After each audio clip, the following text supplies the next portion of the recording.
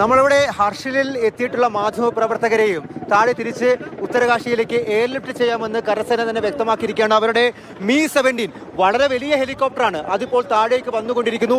നമ്മളെ അതിൽ കയറ്റി അവർ താഴെ ഉത്തരകാശിക്കും അതിനുശേഷം ധരാസു എന്ന് പറഞ്ഞ സ്ഥലത്തേക്കും എത്തിക്കാമെന്നുള്ള കാര്യമാണ് പറഞ്ഞിരിക്കുന്നത്.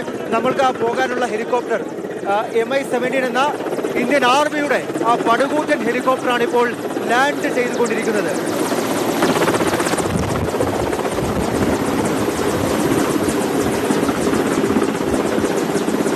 നമ്മളും ഇവിടെയുള്ള നാട്ടുകാർക്കൊപ്പം ഈ ഹെലികോപ്റ്ററിൽ കയറും.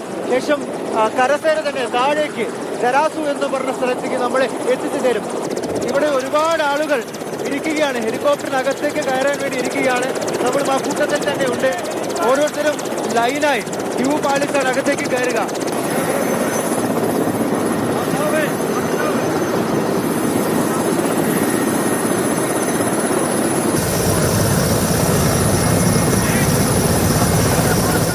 നോക്കൂ, ഇത് വായുസേനയുടെ ഹെലികോപ്റ്ററാണ്.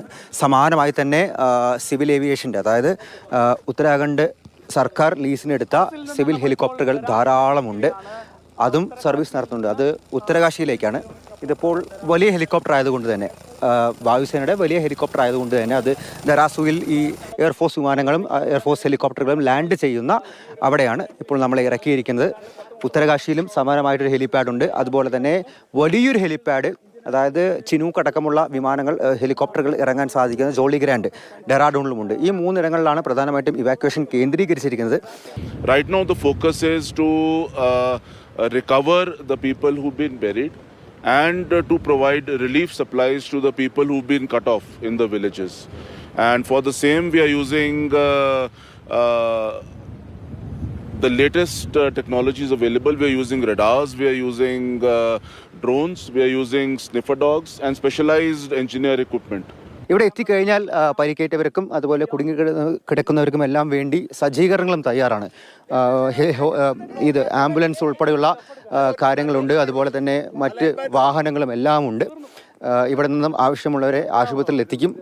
പ്രാഥമിക ശുശ്രൂഷ ഇവിടെ തന്നെ നൽകാനും സാധിക്കും. ഭക്ഷണം, വെള്ളം, മരുന്ന് എല്ലാം ഇവിടെ തന്നെ ഉണ്ട്. ബെയിലി പാലത്തിൻ്റെ നിർമ്മാണം അത് പകുതിയായി മാത്രമാണ് നിൽക്കുന്നത്. അത് മുഴുവനായി പൂർത്തിയാക്കേണ്ടിയിരിക്കുന്നു. ഇന്ന് രാത്രിയോ നാളെ രാവിലെയോ അത് പൂർത്തിയാകും.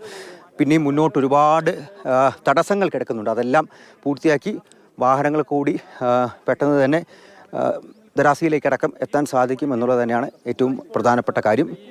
ധരാസുവിലെ എയർഫോഴ്സ് ഫീൽഡിൽ നിന്നും വൈശാഖ് ജയപാലിനോടൊപ്പം അർജുൻ പീതാംബരൻ, മാതൃഭൂമി ന്യൂസ്.